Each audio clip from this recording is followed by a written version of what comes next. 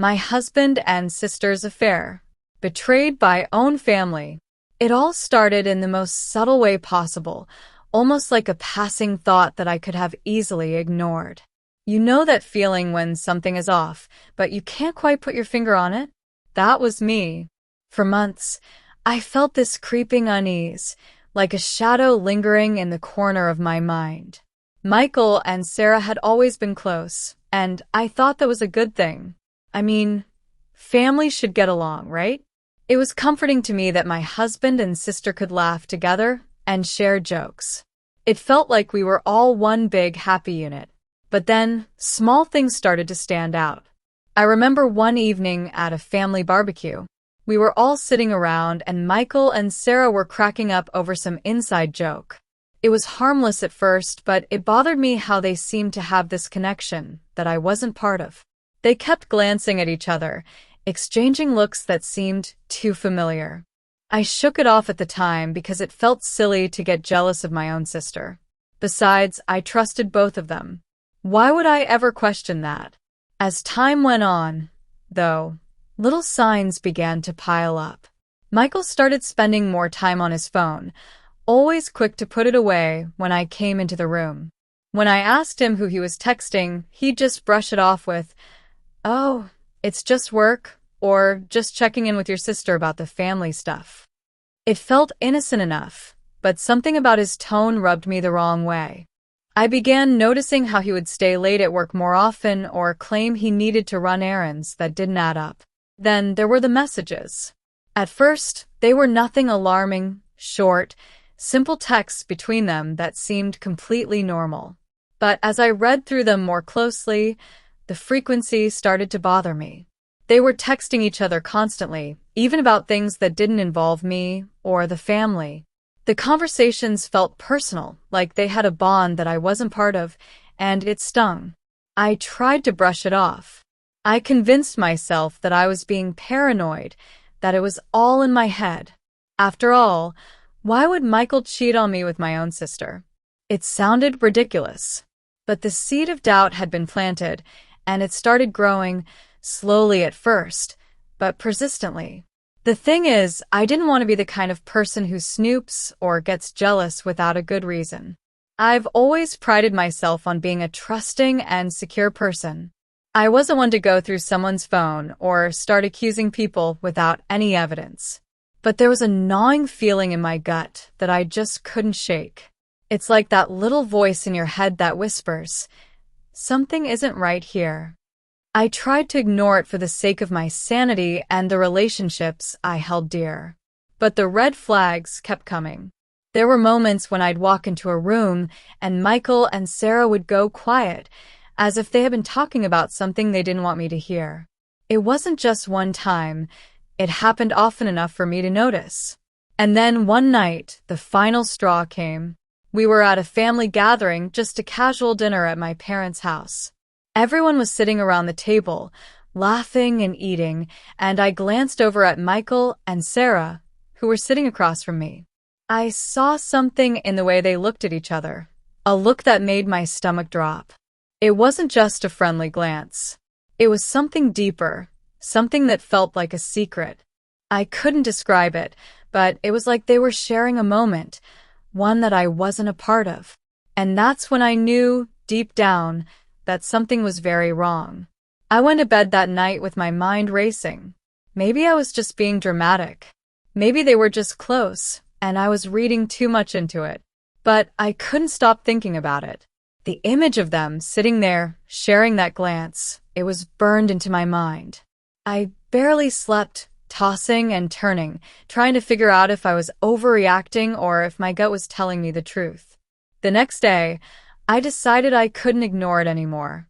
I confronted Michael about it in the most casual way I could, trying not to sound accusatory. I mentioned how I'd noticed him and Sarah had been texting a lot lately and asked if there was anything going on. His response was quick and defensive. "What? "Are you serious, Rachel? She's your sister. We're just close, that's all."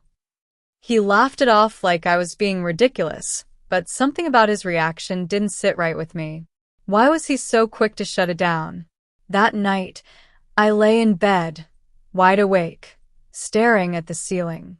The doubt that had once been a whisper was now screaming in my mind. Something was off, and I couldn't ignore it anymore. I had to find out the truth, no matter how much it hurt. I'll never forget the moment when everything changed for good. I thought that maybe, just maybe, I was being paranoid. That I was imagining things or reading too much into their relationship.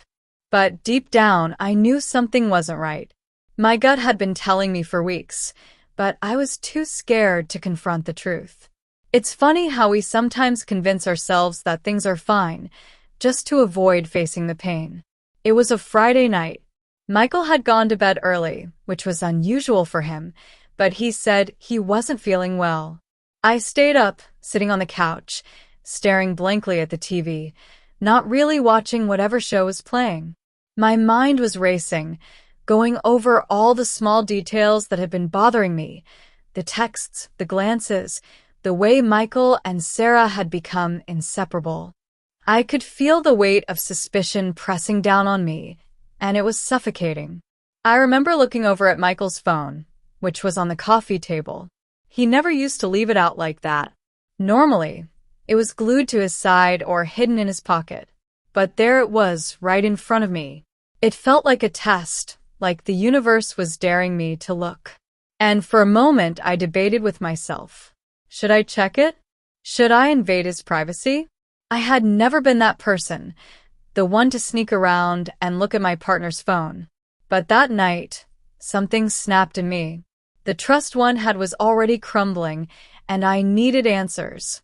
With shaky hands, I reached for his phone. My heart was pounding so loudly in my chest that I could barely hear anything else. I told myself I would just take a quick glance, just enough to ease my mind. I unlocked the phone. Michael didn't even have a password. That's how much trust there was in our relationship. Or at least that's what I thought. The first thing I saw was Sarah's name at the top of his message list. My heart sank, but I still clung to hope. Maybe it was nothing. Maybe they were just texting about family stuff, as they often did. But as I opened the messages, my world started to fall apart.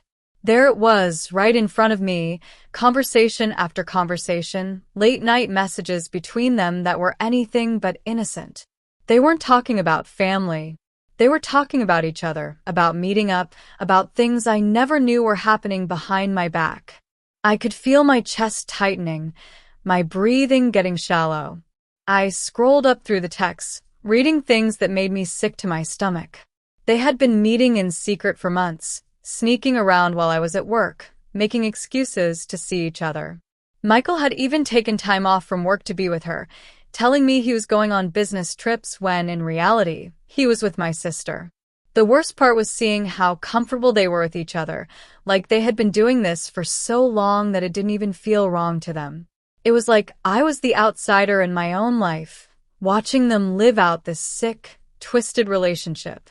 They joked about how easy it was to lie to me, how I never suspected anything. The betrayal hit me like a punch to the gut. I sat there, numb, staring at the screen in disbelief. My mind was racing, but I couldn't move. How could this be happening? How could the two people I trusted the most do something so cruel? I felt like I was suffocating in a sea of lies, unable to catch my breath. The room felt like it was spinning, and all I could hear was the sound of my heart breaking. Eventually, I couldn't look at the messages anymore. I put the phone down, my hands trembling. Tears streamed down my face as the reality of the situation hit me like a ton of bricks. I had been betrayed in the worst way possible by my husband and my own sister. The two people who were supposed to love me unconditionally had been lying to me, living a double life right under my nose. I didn't know what to do. Part of me wanted to wake Michael up and confront him right then and there, to scream at him, to demand answers. But another part of me was too shocked, too devastated to even move. I felt like a shell of myself, empty and broken. My entire world had just been shattered, and I didn't know how to pick up the pieces. So I did the only thing I could think of at that moment. I went into the bathroom, locked the door, and cried. I cried until there were no more tears left, until I was physically exhausted from the pain. I sat on the cold tile floor, hugging my knees to my chest, feeling like my heart had been ripped out. I didn't know what my next move would be. I didn't know how I was going to face Michael, let alone Sarah. All I knew was that nothing would ever be the same again. The trust was gone, the love was tainted, and my marriage was over, whether I was ready to accept it or not. The morning after I discovered the truth was one of the hardest moments of my life. I barely slept, my mind spinning with what I had uncovered the night before. When I finally got out of bed, it felt like I was moving through thick fog, heavy with the weight of what I knew. I had no idea how to approach this, but I couldn't stay silent any longer. I needed answers, even if I wasn't ready to hear them. Michael was in the kitchen, making coffee like it was just another ordinary day. The sight of him, standing there so casually, like nothing had happened, made me sick to my stomach. My hands were trembling, my heart pounding. I knew I couldn't hold it in much longer. I had to say something. "Michael, we need to talk," I said, my voice shaky but firm. He looked up, surprised by the tone in my voice, but he didn't say anything right away. I took a deep breath, trying to gather the strength to get through this. "I know about you and Sarah." The words hung in the air, heavy and suffocating.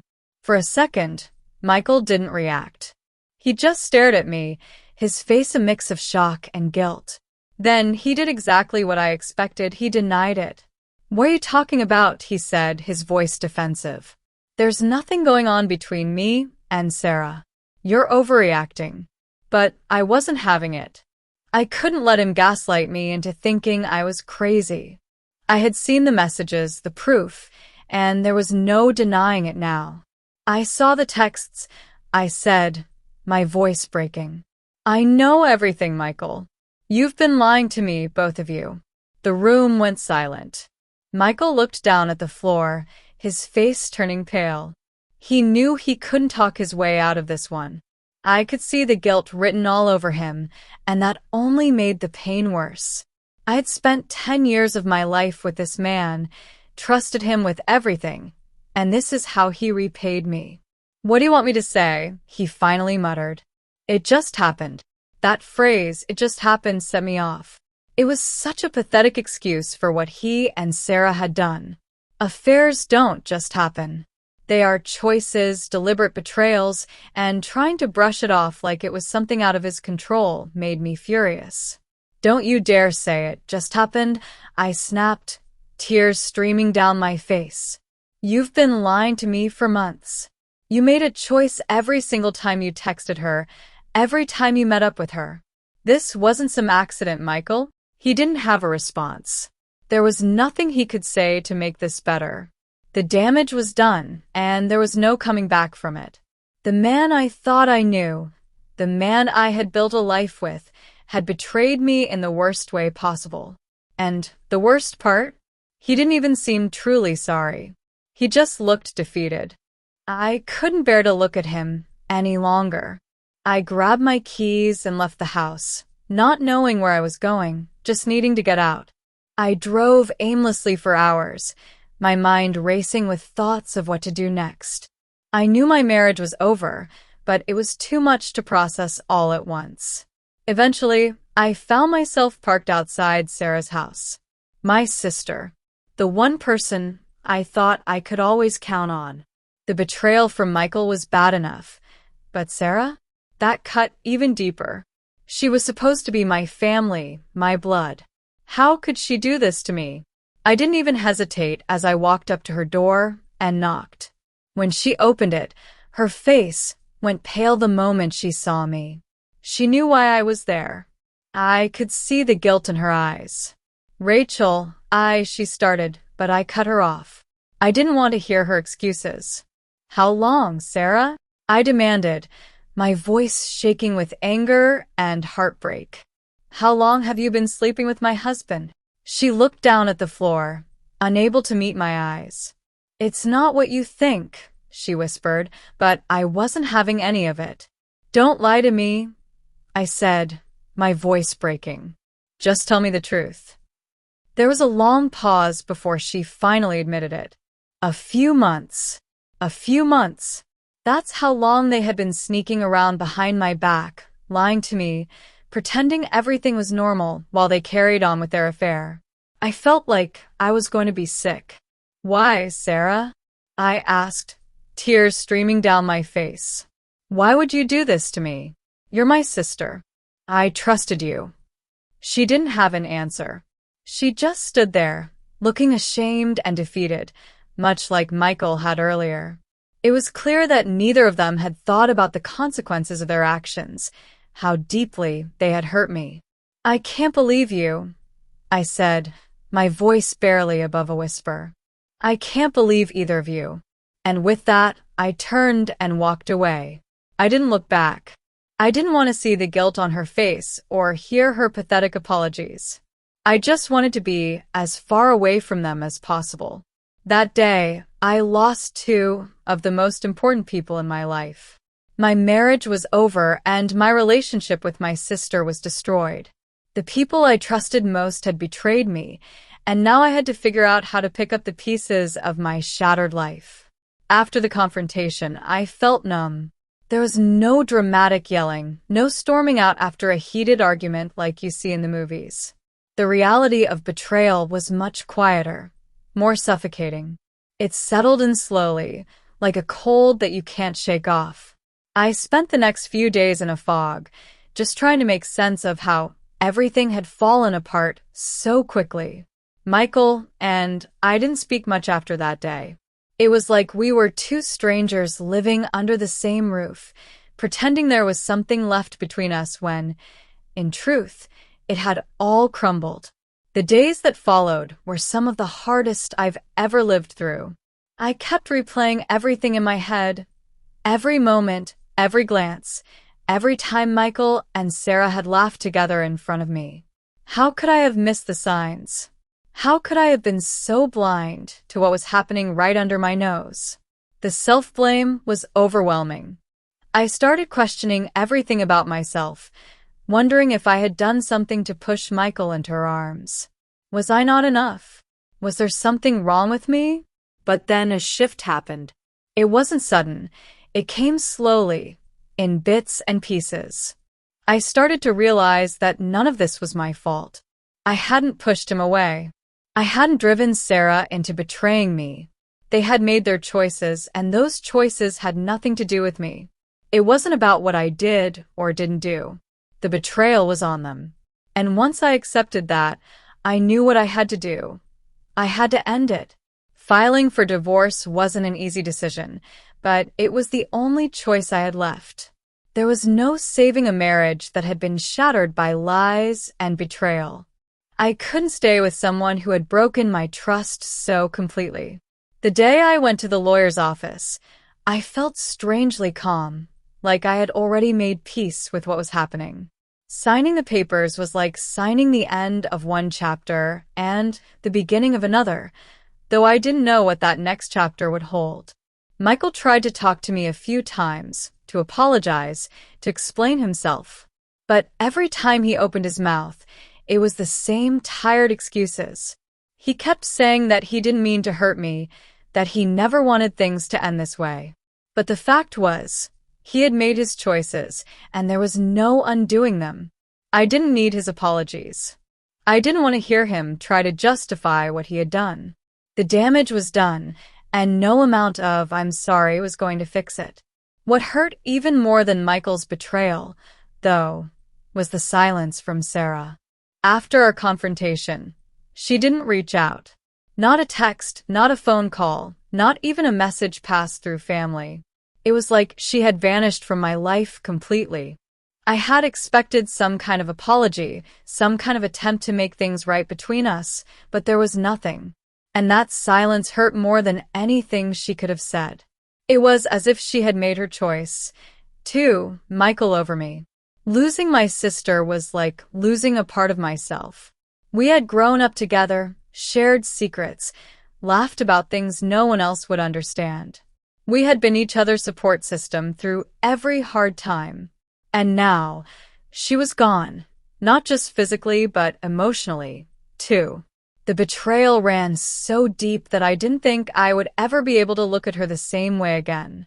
The divorce process was brutal, as I expected it to be.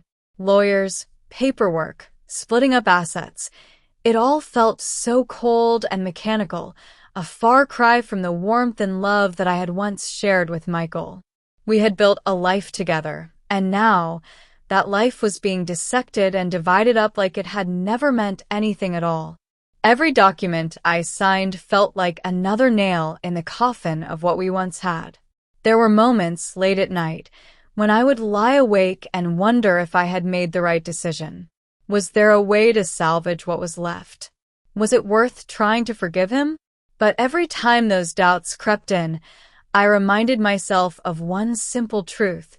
Trust, once broken, is almost impossible to rebuild. And in our case, that trust had been obliterated. In the end, the divorce went through quickly. There wasn't much to fight over. Michael didn't contest anything, and we both wanted to move on.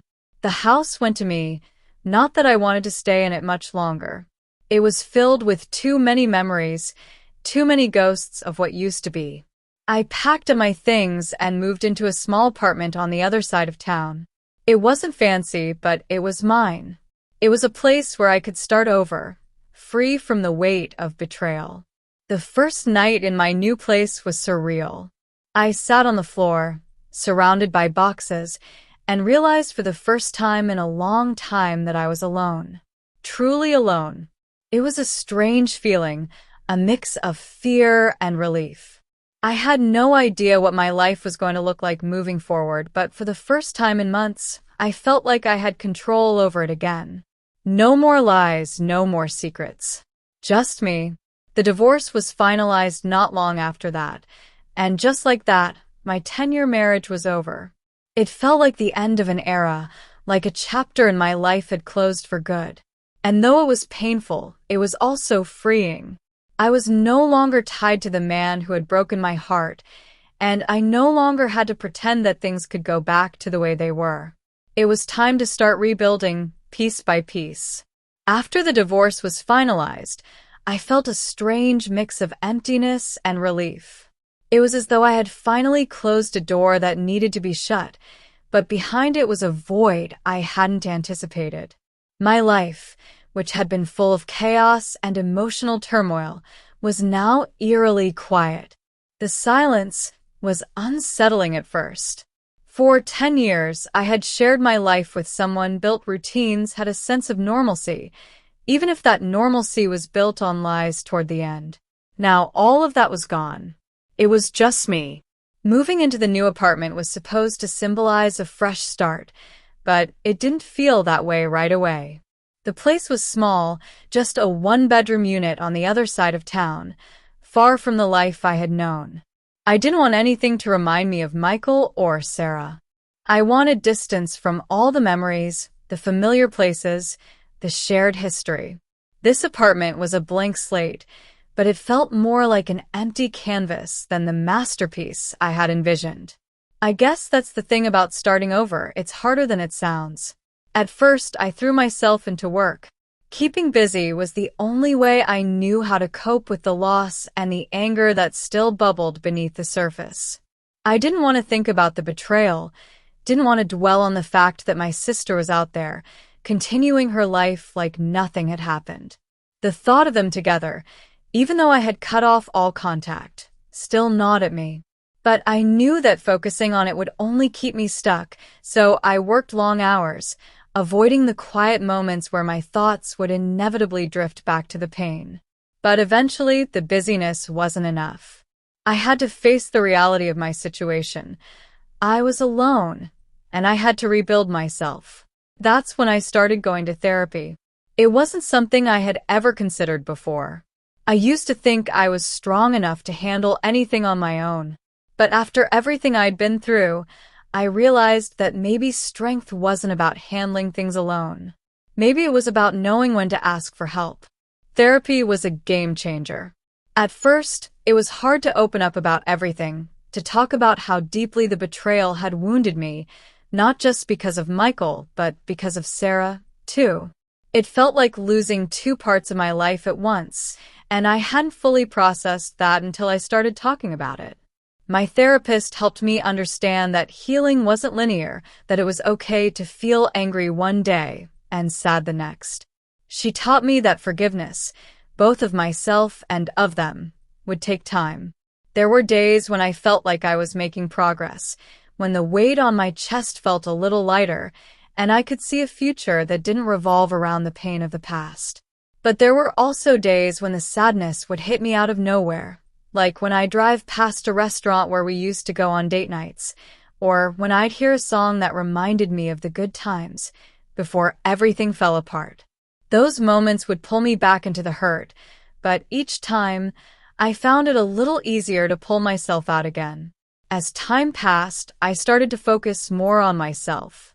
I picked up hobbies that I had long forgotten about, things I used to love before I got lost in the chaos of my marriage. I started painting again, something I hadn't done in years.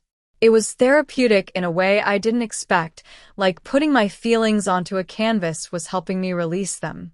I also began going to the gym, not because I wanted to bounce back or prove anything to anyone, but because I needed a healthy outlet for my emotions. Running became my escape, a way to clear my head and feel strong in my body again. I also reconnected with old friends, people I had distanced myself from during my marriage. At first, I was embarrassed to tell them what had happened.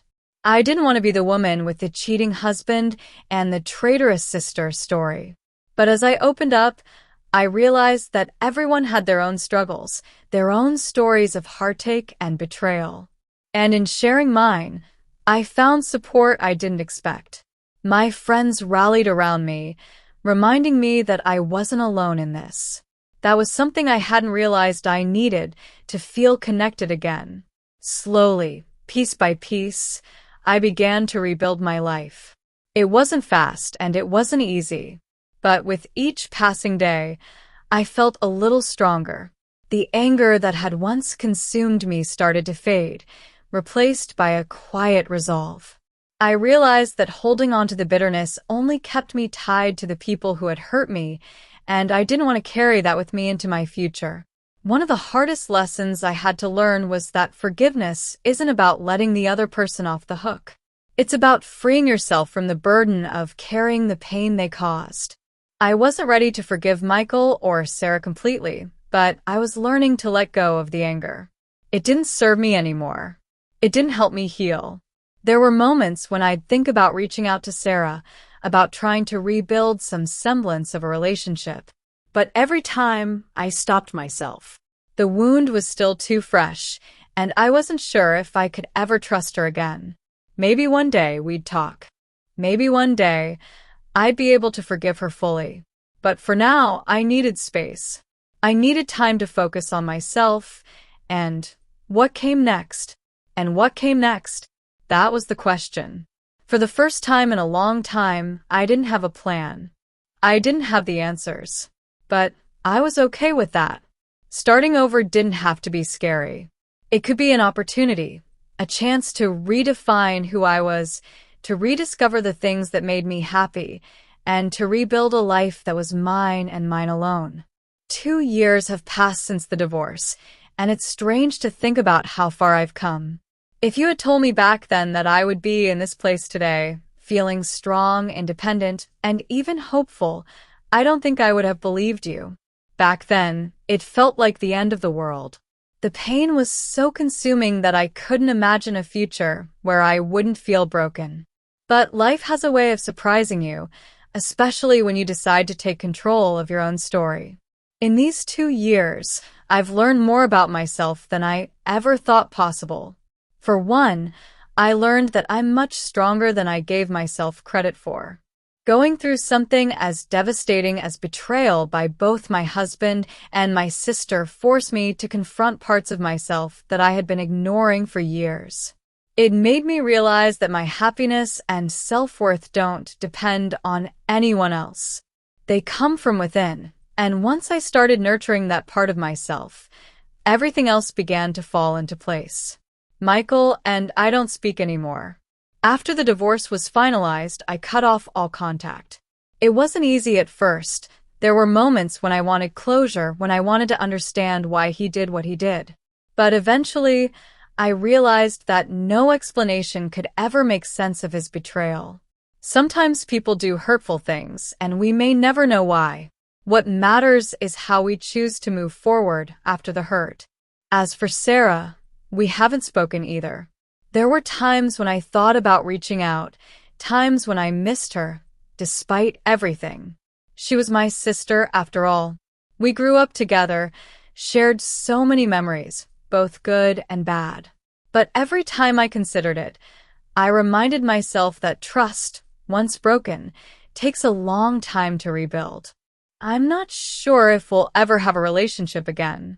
Maybe one day, when I'm ready, I'll be able to face her without the anger or the pain. But for now, the distance is what I need. During these 2 years, I've focused on myself in ways I never did before. I went back to school to get my master's degree, something I had put off for years because I was so wrapped up in my marriage. It was a challenge, balancing work and studying, but it was also incredibly rewarding. I felt like I was reclaiming a part of myself that I had lost along the way. My career has taken off in ways I never expected, and I'm proud of the progress I've made. I also started dating again. I'll admit, I was hesitant at first. After what happened with Michael, I wasn't sure if I could ever trust someone again. But I realized that not everyone is like him, and that there are good people out there. I took things slow, not rushing into anything, just letting myself enjoy the process of getting to know someone new. It hasn't been easy, but it's been worth it. I've met a few people. Some relationships were short-lived, others have lasted longer. And while I'm not sure where things will go romantically, I'm okay with that. I'm in no rush. The biggest lesson I've learned through all of this is that healing takes time. It's not a straight line, and there are days when the pain still creeps back in, when a song or a memory will bring me back to that dark place. But those moments are fewer and farther between now. And when they do come, I remind myself of how far I've come, how much I've grown. Forgiveness, I've learned, isn't something that happens all at once. It's a process. I'm still working on forgiving Michael and Sarah, but more importantly, I'm working on forgiving myself. Forgiving myself for not seeing the signs sooner, for the guilt I felt even though it wasn't my fault, for all the ways I thought I should have done better. I know now that I did the best I could with the information I had at the time, and that's enough. Moving forward, I'm excited about what's to come. For the first time in a long time, I feel hopeful about the future. I've stopped waiting for something or someone to come along and make my life better. I'm making it better on my own terms.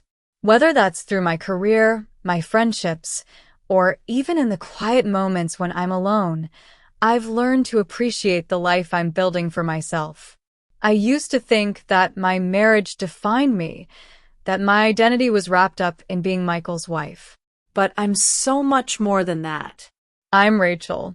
I'm strong, resilient, and capable of creating a life filled with love, even if that love is for myself. I've stopped looking for closure from others and found it within myself. And that, I think, is the greatest lesson I've learned from all of this.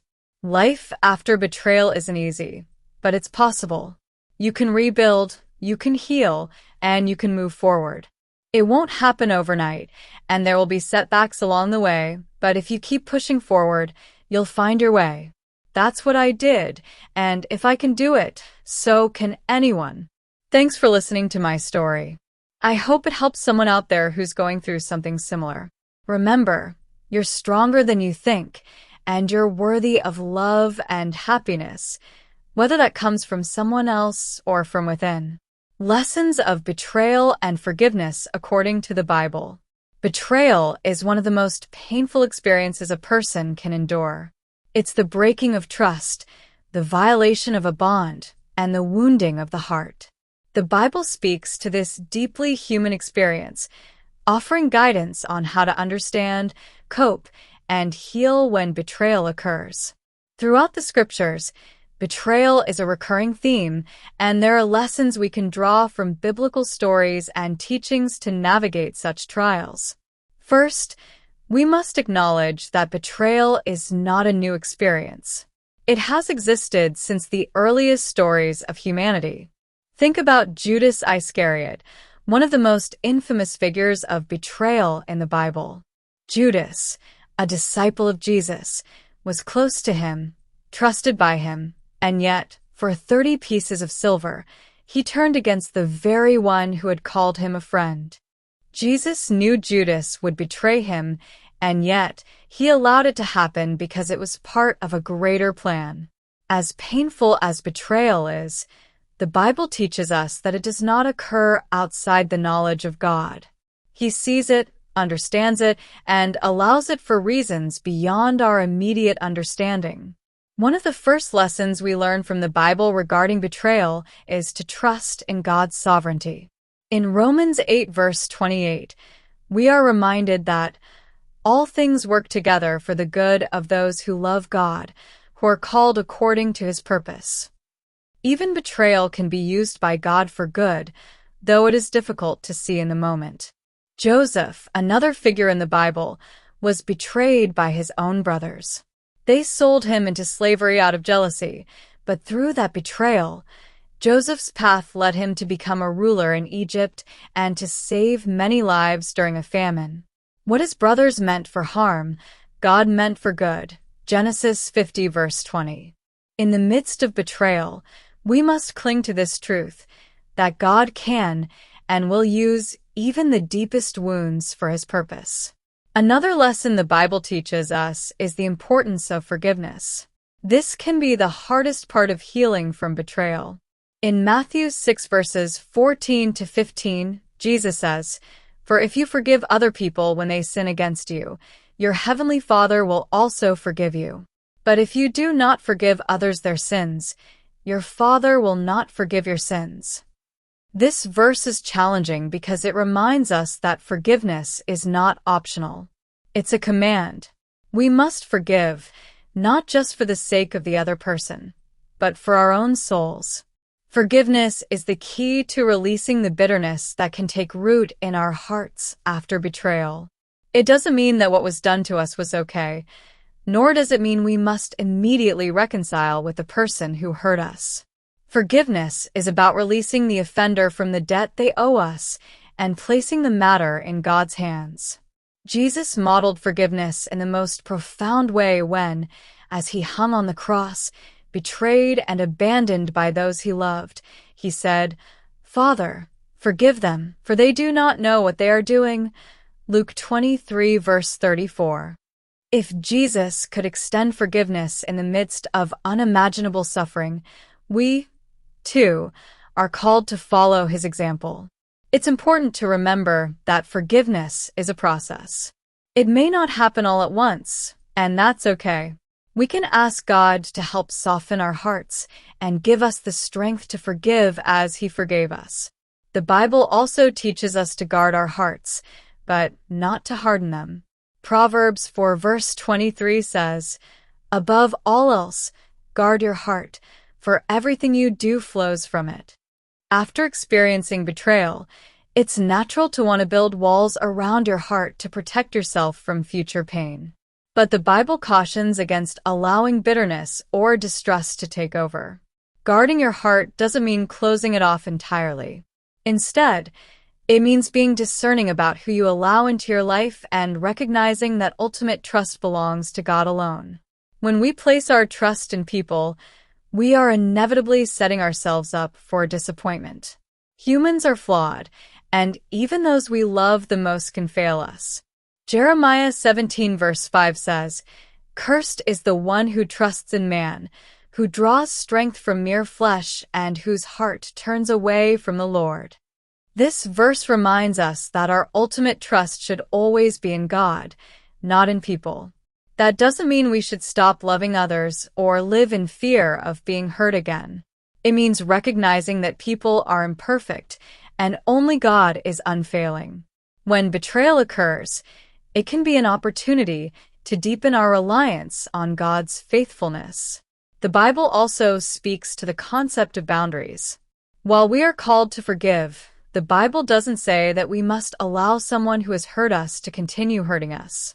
In fact, Jesus taught his disciples to walk away from places where they were not respected. Matthew 10 verse 14. There is wisdom in creating healthy boundaries with people who have proven untrustworthy. Forgiveness is about the state of our hearts, but boundaries are about protecting our well-being and recognizing that we are not obligated to stay in harmful situations. There is strength in knowing when to walk away and leave justice in God's hands.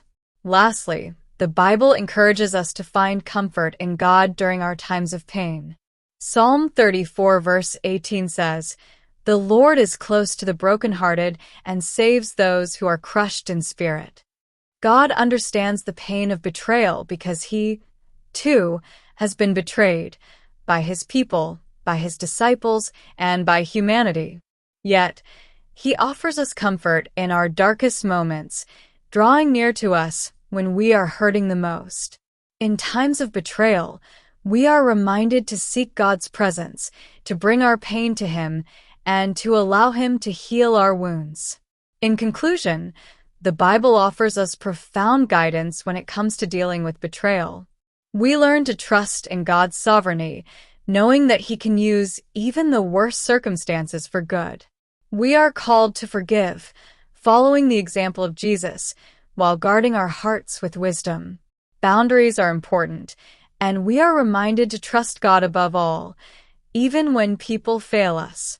Most importantly, we find comfort in the knowledge that God is close to the brokenhearted and offers healing for our deepest wounds. Betrayal is painful, but through the lens of Scripture, we can find hope, healing, and the strength to move forward.